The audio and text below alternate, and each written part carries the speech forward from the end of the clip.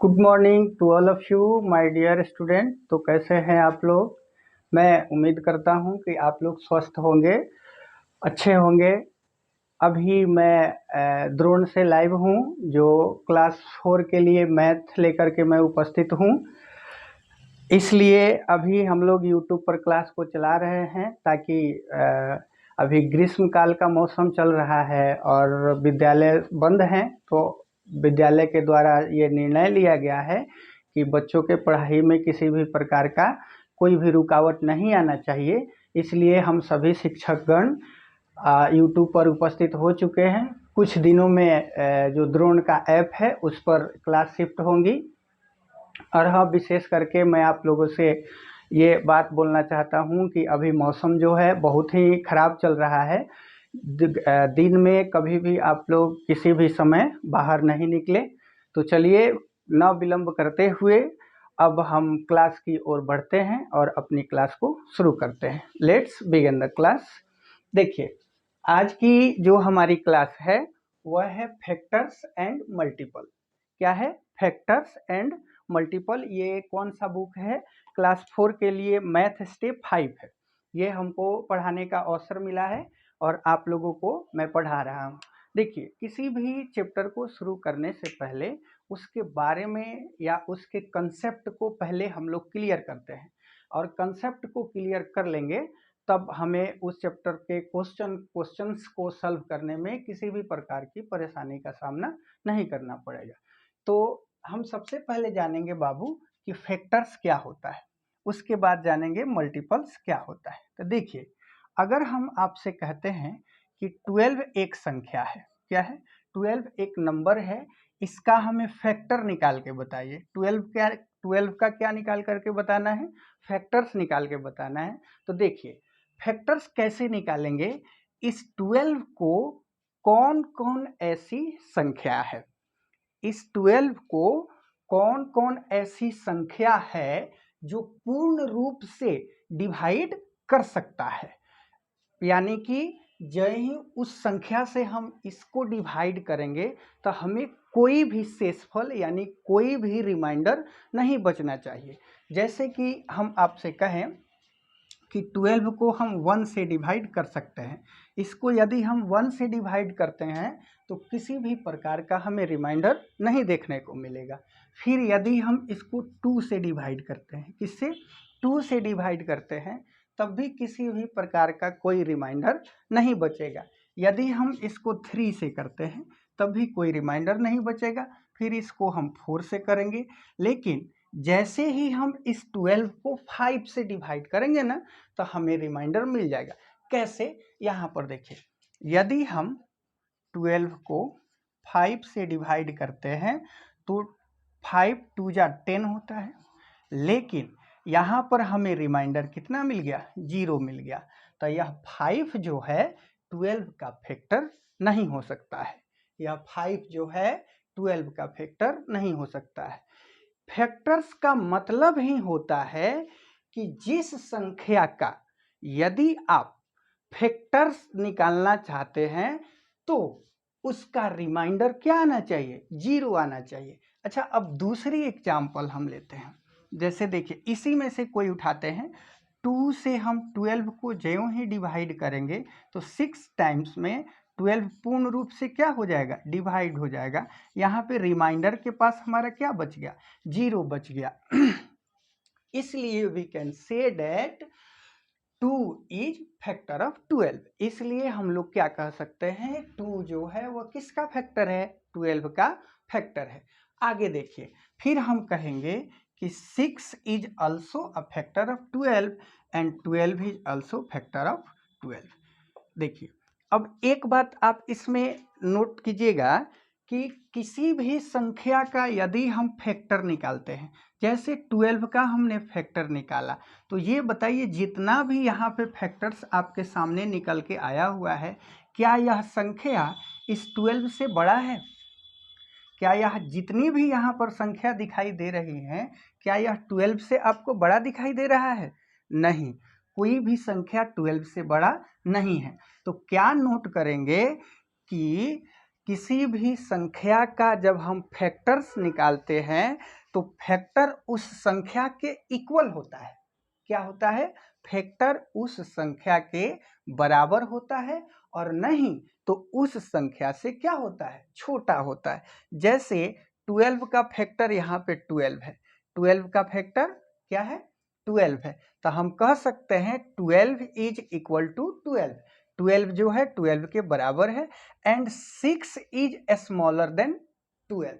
6 जो है वह किससे छोटा है? 12 से छोटा है। अब चलिए फैक्टर्स की कुछ और बातें होती हैं। अगर हम कहें बाबू कि दो ठो कोई संख्या लिख देते हैं, जैसे हम कहें कि 10 का और 15 का, ये दो ऐसी संख्या हैं, इसका कॉमन फैक्टर निकालिए। क्या निकालिए? कॉमन फैक्टर निकालिए। इसको रफ करते हैं फिर आपको डिटेल्स में बताते हैं।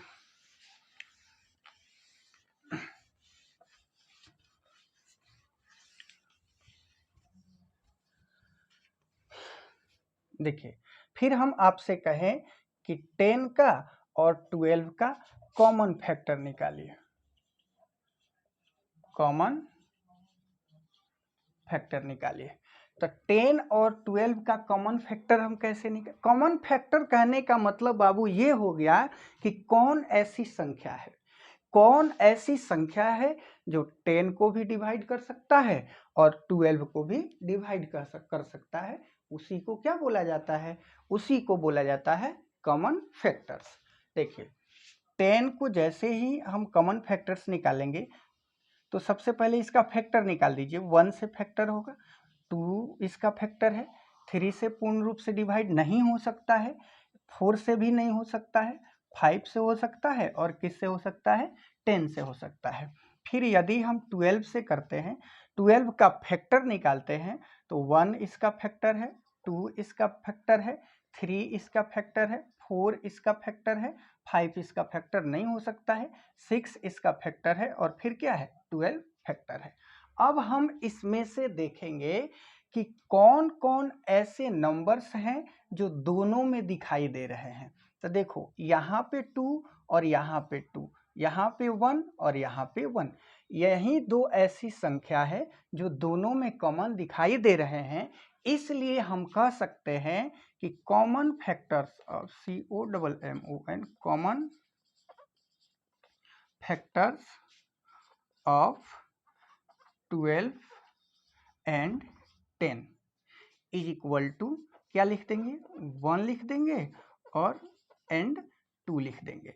यह जो फैक्टर, यह जो संख्या है 10 और 12, इन दोनों का कॉमन फैक्टर 1 हो सकता है और क्या हो सकता है? 2 हो सकता है। देखो बाबू एक जो होता है ना एक जो होता है वो सारे संख्या का फैक्टर्स होता है, इसलिए एक को नेग्लेक्ट करके चला जाता है। लेकिन आज जो केवल introduction of factors and multiple है, इसलिए मैं आपको एक एक पॉइंट पर चर्चा कर रहा हूँ। फैक्टर्स हम लोग समझे कि फैक्टर किसको बोला जाता है। तो फैक्टर किसको बोला जाता है बाबू? देखिए any numbers then divide the given number without leaving any reminder is called factor of given number. यानी कि आप किसी भी संख्या को लिए हैं और उस संख्या को जो संख्या पूर्ण रूप से डिवाइड कर देता है और कोई भी रिमाइंडर नहीं छोड़ता है, उसी को हम लोग क्या कहते हैं? फैक्टर कहते हैं। अब आते हैं कॉमन फैक्टर क्या होता है। कि कॉमन फैक्टर का मतलब होता है कि कोई भी यदि आप दो ठो नंबर लेते हैं और वह दोनों संख्या को कोई एक डिजिट या कोई एक नंबर पूर्ण रूप से डिवाइड कर दे, वहीं उसका क्या हो जाएगा? कॉमन फैक्टर है। जैसे 10 और 12 का कॉमन फैक्टर यदि हम आपसे पूछें तो 2 होगा और कौन होगा? 1 होगा। कौन होगा? 1 होगा और 2 होगा। ये हुआ फैक्टर्स के बारे में।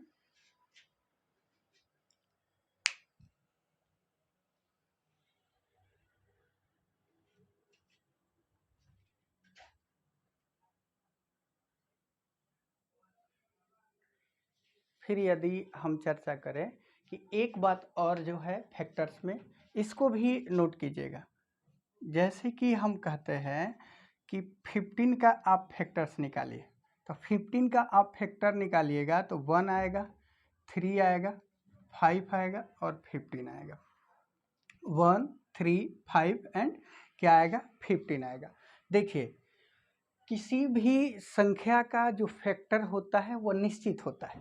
किसी भी संख्या का जो फैक्टर होता है वो क्या होता है, निश्चित होता है। लेकिन किसी भी संख्या का यदि हम मल्टीपल निकालें, क्या निकालें, किसी भी संख्या का यदि हम मल्टीपल्स निकालें तो मल्टीपल्स जो होता है वह डिफिनिट नहीं होता है, वह निश्चित नहीं होता है। अब थोड़ी सी चर्चा हम मल्टीपल्स के बारे में करेंगे कि मल्टीपल्स क्या होता है, उसके बाद धीरे धीरे धीरे धीरे हम आपके एक्सरसाइज की ओर चलेंगे। चलिए इसको अब हम मिटाते हैं।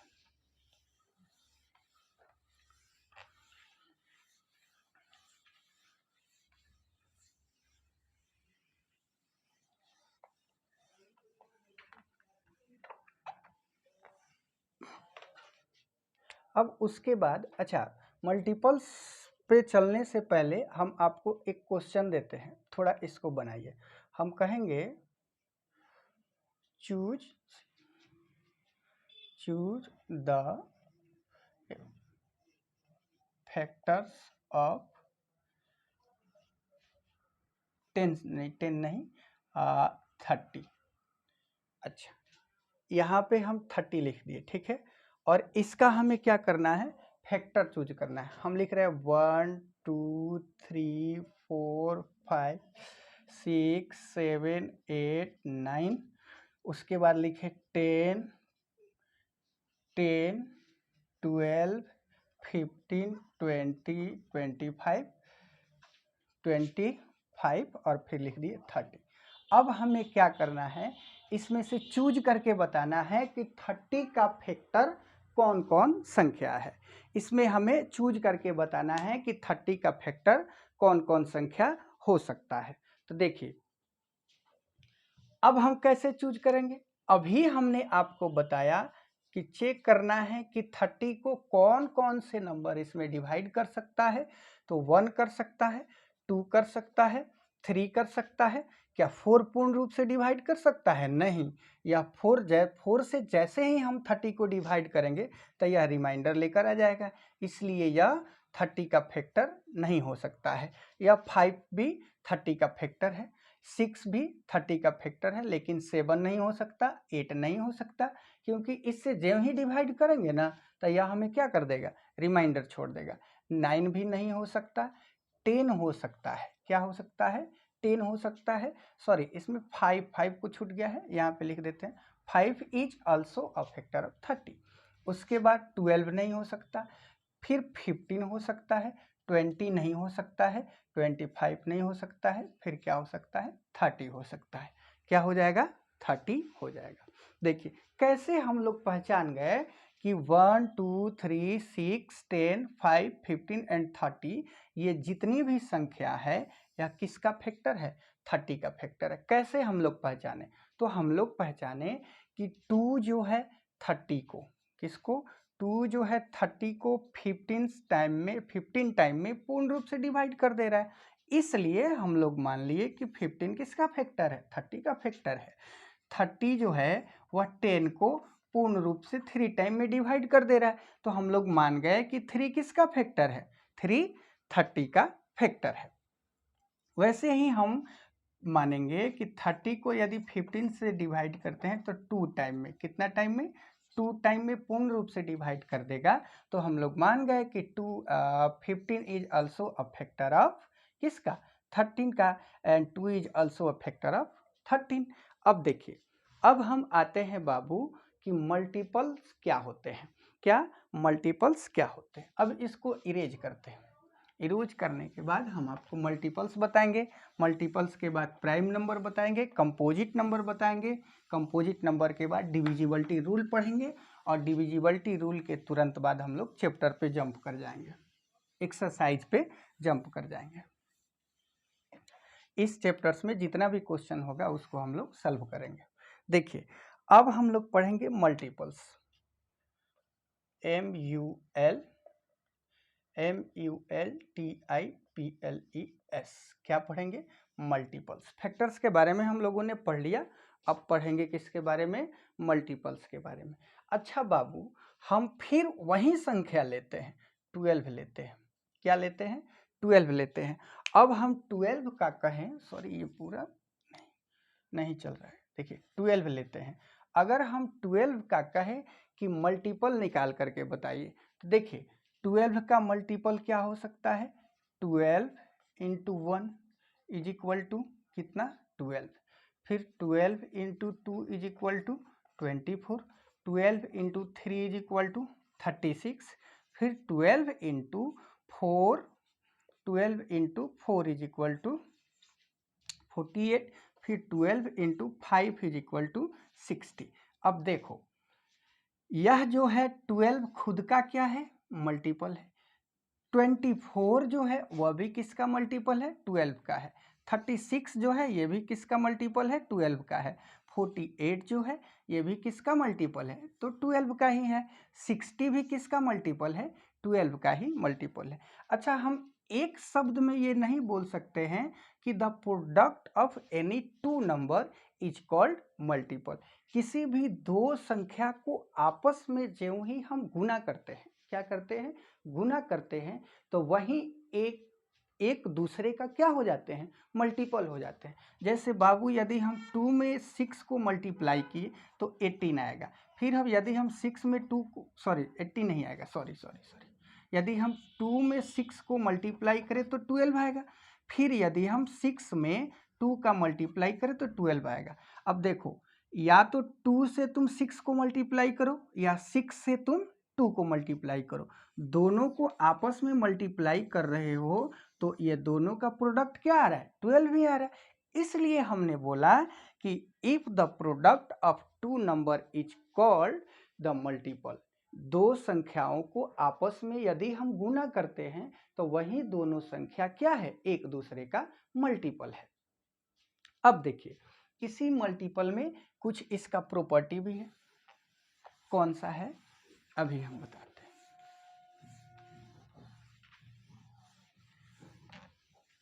देखो, यदि हम कहते हैं कि 12 एक संख्या है, इसका 5 ठो मल्टीपल लिखिए, तो आप क्या लिखिएगा? 12 1 जा 12, 12 2 जा 24, 12 3 जा 36, 12 4 जा 48, 12 5 जा क्या लिखोगे? 60। तो हमें इसमें क्या दिखाई दे रहा है? जिस संख्या का हम मल्टीपल निकाल रहे हैं, क्या कर रहे हैं? जिस संख्या का हम मल्टीपल निकाल रहे हैं तो उस संख्या का मल्टीपल जो हो रहा है उस संख्या से या तो इक्वल हो रहा है, क्या हो रहा है? या तो इक्वल हो रहा है और नहीं तो इस संख्या से क्या हो रहा है? बराबर हो रहा है। क्या हो रहा है? इस संख्या से बराबर हो रहा है। हमें यह बात बिल्कुल माइंड में नोट कर लेनी है कि फैक्टर्स जो होते हैं वो हमेशा जिस संख्या का फैक्टर निकाला जाता है या तो उसके इक्वल होते हैं और नहीं तो उससे छोटा होता है। बट जैसे ही हम उस संख्या का मल्टीपल्स निकालते, जैसे इसी 12 का हमने मल्टीपल्स निकाला तो या तो इस संख्या का इक्वल है और नहीं तो इस संख्या से क्या है? बड़ा है, इस संख्या से बड़ा है। फिर यदि हम 12 का आप मल्टीपल निकालिएगा तो 1 आएगा, 2 आएगा, 3 आएगा, 4 आएगा, 6 आएगा और 12।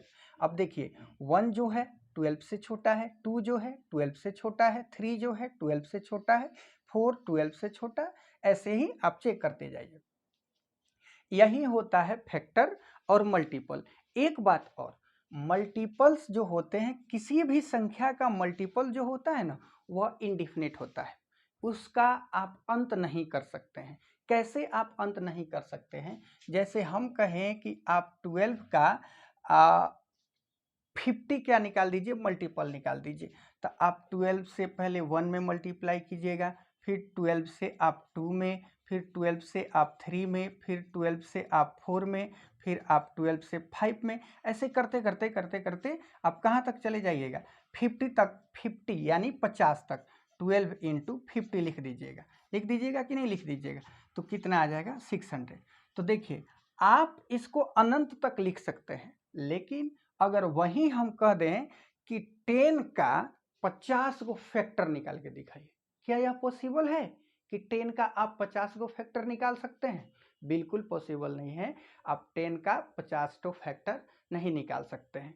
तो चलिए अब हम आपको बताते हैं कि प्राइम नंबर क्या होता है और कंपोजिट नंबर क्या होता है। मल्टीपल और फैक्टर समझ में आया? देखिए, अगर किसी भी बच्चा को नहीं समझ में आ रहा है या समझने में कोई कंफ्यूजन क्रिएट हो रहा है, तो आप नीचे जो कमेंट बॉक्स दिया हुआ है उसमें कमेंट कर दीजिए कि सर इसको फिर से बता दीजिए, या आप इसको नेक्स्ट क्लास में एक बार और चर्चा कर दीजिए, तो सेम वैसा ही हम लोग कर देंगे।